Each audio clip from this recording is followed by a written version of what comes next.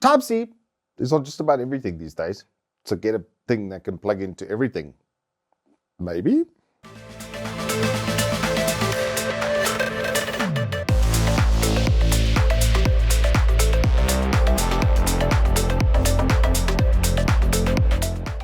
Good afternoon. Welcome to Turbo Tortoise Tech. If you're new here, I'm Reese of the 4-piece variety, or we'll get Triple XL. And today we are looking at an all-new Datatraveler from Kingston that's Type-C only, because like OTG and stuff, why? Considering that pretty much everything comes with the Type-C on it these days, whether you're getting a new laptop or PC, it seems like USB-A's days are numbered outside of like peripherals and such, but even those have Type-C inputs for the most part. So in that line, Kingston was like, if we can speed up the bus, we can obviously get better transfer rates. And so they put a little bit better than usual flash memory inside of this product. Most of the USB 3s that I've tested top out at about half of what this gave me. And it doesn't break the bank either. The price point on this, especially on the 256 gig, is what I would call aggressive.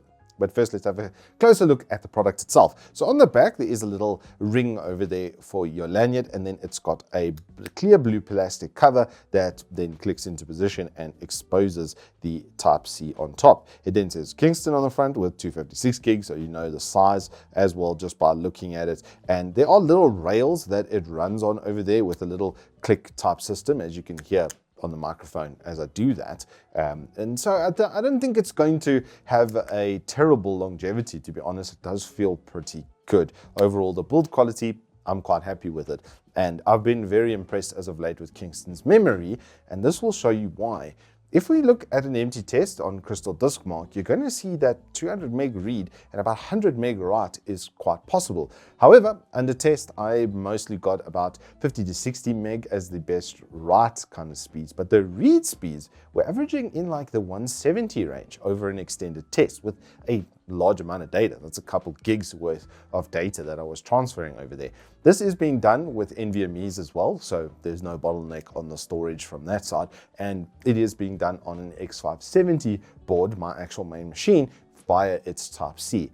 Even when I then tested with Crystal Disk being over half full, which usually shows some degradation in speed and a little bit of a slowdown, it didn't really. It kept up the transfer rates. The smaller file types, we're going to expect that in general from flash memory, because the read and write cycles are the place where you generally lose a bit of speed. So while the closing and opening of those cycles is where you generally lose a little bit of speed. So the performance for larger file types is exceptional. It does come formatted in exFAT. If you want to use it with a mobile device, you're probably going to have to keep it in exFAT, and that's going to limit your file size to being sub 4.5 gigs. You can obviously format it in NTFS, which is what I did for the testing, and I just copied a bunch of 4K video files that I'd use like off my camera, which are quite large, and it would be, you know, if I didn't have a device that I could transfer stuff to over the network, then this will be very convenient. Another thing that this will be absolutely exceptional for is if you're doing like PC installs and you need something really quick,